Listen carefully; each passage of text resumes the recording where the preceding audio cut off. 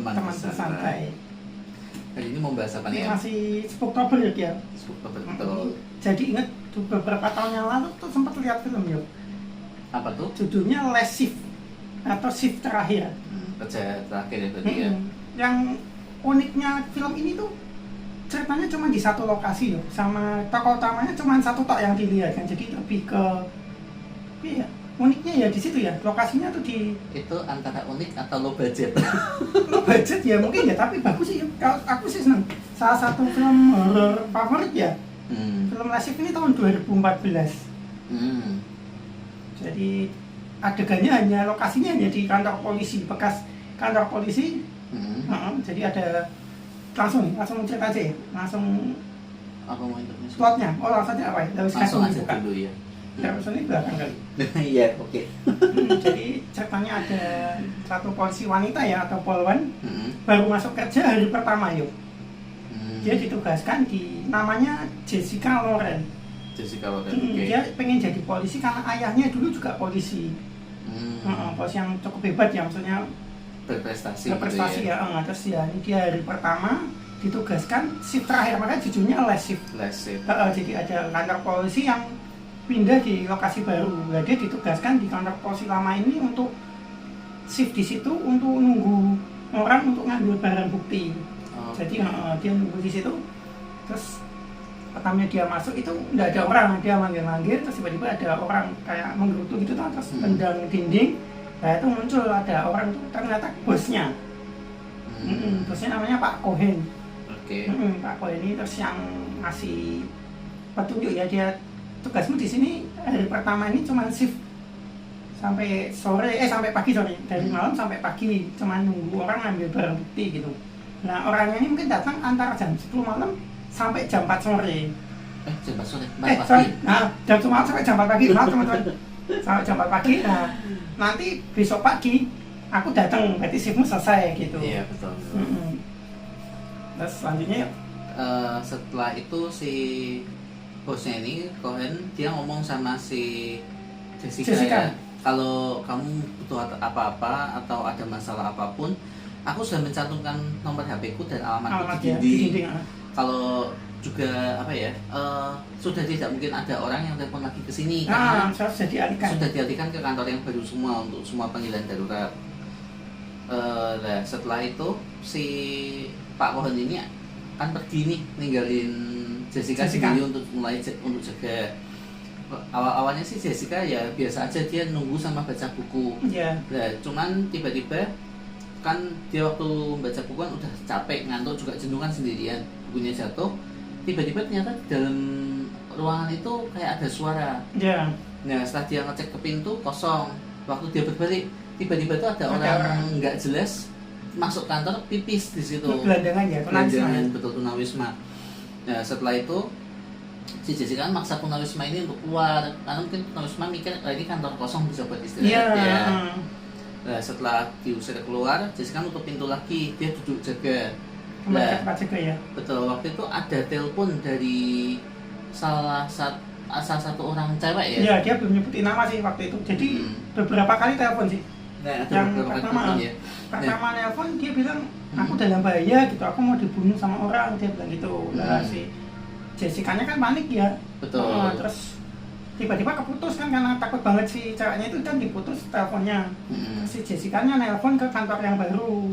Dia bilang barusan ada telepon, tolong dicek di ini lah. Terus loh nggak mungkin, kata yang di kantor polisi baru kan, semua telepon sudah diarahkan ke yang baru. Jadi seharusnya itu kan mustahil ya. Telepon terus ditanyain lagi sama yang di kantor polisi baru, sempat tanya namanya enggak gitu.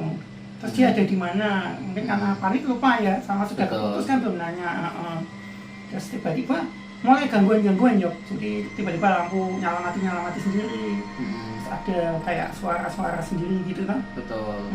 Terus si Jessica kan habis itu sempet ketemu orang gila itu masuk lagi ya. Ya, waktu di toilet kan enggak saya ada suara kayak di toilet ada suara kayak apa ya, kayak gaduh nggak jelas gitu ya. Ternyata si cowok ini masuk di ruang dokumen. Padahal sudah keluar ya, sudah keluar bisa masuk lagi habis akhirnya sama Jessica ditangkap ya, dikunci ya. Iya, dimasukkan ke dalam salah satu ruangan ya. Ruangan. Ternyata dalam ruangan itu dia sempat diganggu ya, juga. jadi Lampunya kan tiba-tiba lampu mati ya, terus senternya jatuh. Ya, senternya jatuh, pas di temu senternya dia nyenter ke jendela kan ada kacanya, pintu kan ada kaca di tengah, tiba-tiba ada muka berdarah. Terus yang ada adegan epicnya tuh sebenarnya ketika jatuh senternya, tiba-tiba tuh disenterin, jadi di dalam ruangan hanya gelandangan itu sama Jessica. Terus yang megang senter siapa? Nah, dikirain tuh si yang orang yang tunawismanya itu yang megang, kembalikan senternya gitu. Terus tiba-tiba senternya mengarah ke gelandangannya itu. Merinding. Nah tuh, siapa yang nyenter lah, tiba-tiba nyala lagi, langsung dia keluar kan, lampunya nyala lagi, langsung dia keluar. Itu waktu nyala pintunya sudah buka ya? Sudah buka. Jadi terkunci ya? Iya. Nah, habis itu dia ngunci pintu, dia ngecek ke pintu belakang ya? Iya. Ada cewek namanya Mary Gold. Nah, terus si Mary Gold ini cerita bahwa dulu di sana tuh ada tahanan satu sekte sesat dan dipimpin oleh John Michael Payman. Ya, setahunya Jessica ini John Michael Payman dan pengikutnya tuh meninggal di tempat kejadian. Ternyata si Mary Gold-nya ini cerita bahwa mereka ditangkap hidup-hidup, terus dibawa ke penjara, bunuh diri di kantor polisi itu, dan sering ada suara lagu-lagu yang dari sektenya. Dan ternyata itu kan dia memberi namanya itu kan John Michael Payman. Payman-nya itu kan ternyata Paimon itu ya, Paimon itu iblis neraka ya, raja neraka, King of Hell kalau terkenal. Betul. Nah, habis itu dia nutup pintu, sampai kan pergi. Nah, itu gangguannya mulai tambah parah itu. Jadi waktu dia jalan lewat lorong itu dia masuk ke ruang loker ya, kalau nggak salah ya. Iya. Ada foto ayahnya sama dia. Dia ngecek loker, ada fotonya ayahnya sama dia. Dan tiba-tiba tuh pintu lokernya semua buka. Padahal nggak ada angin, bisa buka semua. Dia takut keluar. Tapi yang aku ya, ini kalau di film barat atau orang barat ada hal gitu kok nggak takut? Kalau di Indonesia kan begitu ada gitu, lari kabur. Ini biasa. Cuma dia, oh ya tinggal pergi itu tadi. Nanti dia akan nambahin fun facts tentang itu. Terus lanjut tadi lokernya buka. Habis lokernya buka, dia kan mau kembali ke fotonya, terus dia langsung jalan keluar. Lah waktu lewat lorong, dia kan sempat pakai senter juga lihat kan. Dia sebenarnya papasan sama makhluk yang nggak jelas pakai topeng. Penampakan gitu ya, ada beberapa ya. Nah, tapi nggak tahu dia. Wah, habis itu semakin parah gangguannya ya. Dia akhirnya ada salah satu pengikutnya John Payman itu masuk. Sebelumnya ada telepon lagi tau? Oh iya, ada telepon lagi. Baru dia nyebutin namanya. Namanya Monica Young ya. Oh iya betul. Monica Young. Terus itu kan dia lapor lagi ke kantor. Terus kantornya minta tolong sama Jessica suruh ngecek. Monica Young lokasinya di hutan sih bilangnya, usianya 17 tahun. Betul. Tapi setelah dicek kan ternyata salah satu korbannya. Iya, dan meninggal 1 tahun yang lalu. Jadi ternyata kejadian yang tadi John Michael Payman dan pengikutnya meninggal bunuh diri itu setahun yang lalu. Betul. Dan itu waktu mereka bunuh si Monica Young itu juga ya di hutan ya. Itu kesian loh, Monica Youngnya tuh di hutan dipukul pakai itu baseball, tongkat baseball. Nanti kalau di yang masih agak nanti sih ada kelihatan kok Monica Youngnya tuh ngikutin dan mukanya sudah tidak berbentuk ya. Penampakannya. Nanti aku coba ya tambahin video ya, nanti mungkin bisa teman-teman lihat juga. Agak rodot ya. Terus dia tiba-tiba ada yang masuk ya diikutin, ternyata dia dipukul dari belakang. Betul. Yang tadi yang anggota pengikutnya sekte sesat itu ya. Terus dibawa ke ruangan ya. Ke ruang interogasi ya, dia diikat. Ini Jessica-nya yang diinterogasi loh, bukan yang. Betul. Jadi Jessica-nya sempat dipukul dari belakang pingsan. Terus dibawa sama ceweknya ini. Nah, si ceweknya bilang kalau setahun yang lalu si John Michael Payman ini bunuh diri di sini. Nah, ini untuk memperingati 1 tahun kematiannya. Dia langsung ambil pistol, nembak kepalanya sendiri. Itu benar-benar apa ya? Ya pokoknya kalau ikut kumpulan sekte agak hati-hati lah ya. Epic kok itu adegan itu. Betul. Bikin ngeri. Terus karena takut si Jessica Lawrence ini pengen keluar ya. Dia sudah sampai di pintu tapi tidak bisa dibuka. Dikunci terus tiba-tiba telepon. Ya yang nelpon ini ayahnya yo. Padahal ayahnya sudah meninggal. Betul. Ayahnya nelpon. Kalau aku bangga sama kamu, tapi kalau kamu sampai keluar dari sini aku tidak bisa bangga kan gitu. Masa semalam aja nggak bisa, dia bilang gitu. Terus si temannya itu Price Ya juga datang. ya. Tidak, itu dari pintunya terkunci, tiba-tiba si Price bisa masuk Bisa ya. masuk, betul. Nah, dia ngobrol sama si Monica, dia cerita kalau sebenarnya si John Michael Payman itu dibawa ke sana ya. Iya. Dan ada dua petugas yang terbunuh. Salah satunya ayahnya. Waktu itu si Ryan Price ini madep ke belakang, pulang. Dan ternyata di belakang kepalanya itu lubang sudahan. Terus tiba-tiba dia hilang. Jadi dua korbannya itu yang satu ayahnya si Jessica Loren, yang satu si Ryan Price ya. Habis itu si Jessica tambah tertekan, dia nyoba telepon Cohen, tapi si Cohen malah marah.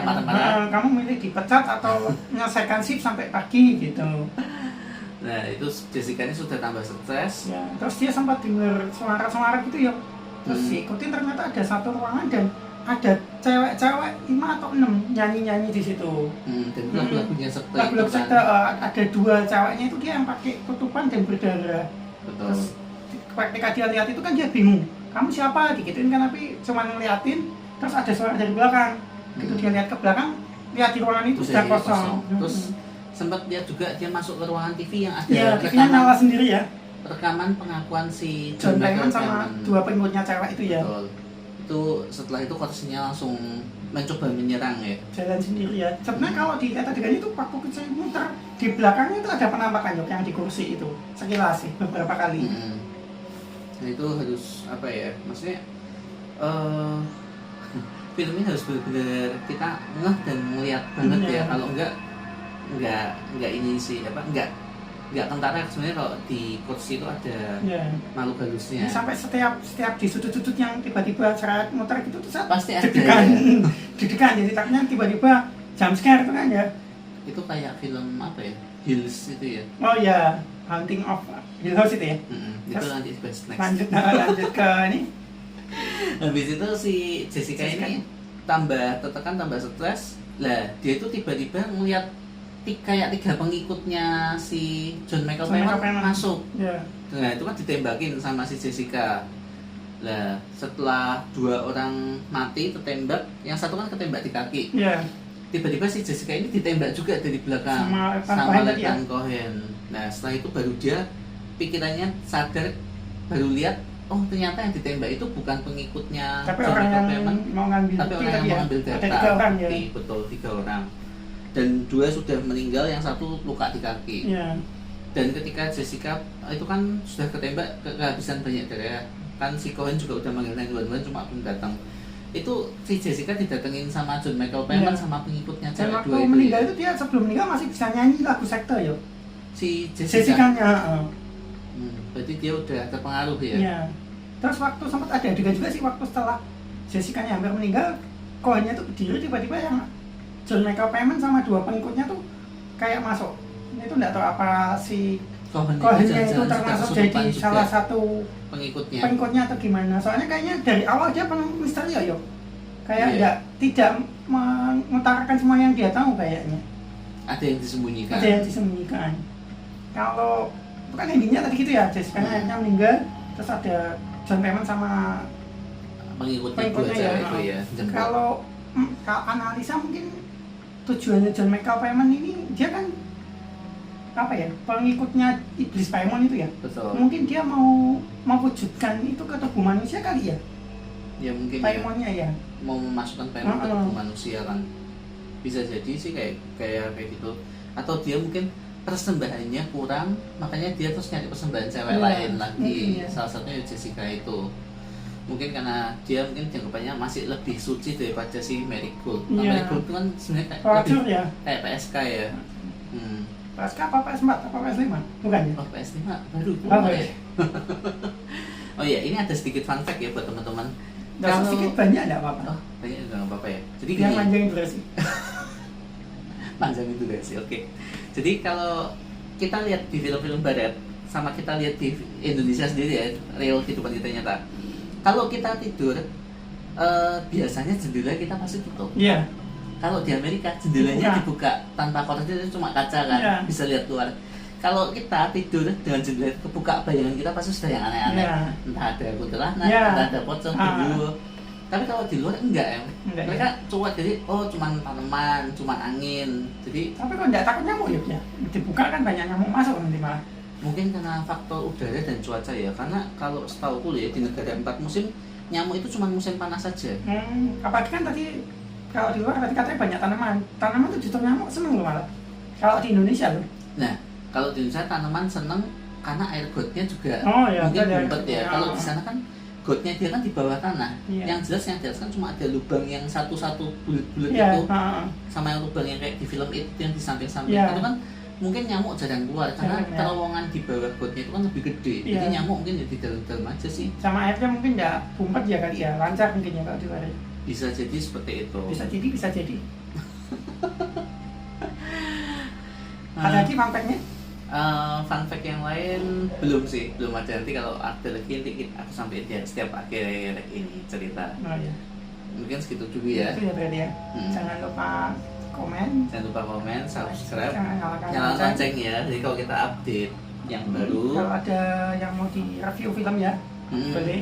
bisa email kita di temanbersantai@gmail.com. Atau DM di Instagram @temanbersantai. Betul. Atau bisa komen juga di bawah. Apalagi? Dan, Main intermezzo nggak? Nggak usah terlalu panjang. Oh iya, oke. Oke teman-teman, sampai sini aja. Saya Yoki. Saya Munir. See you. See you.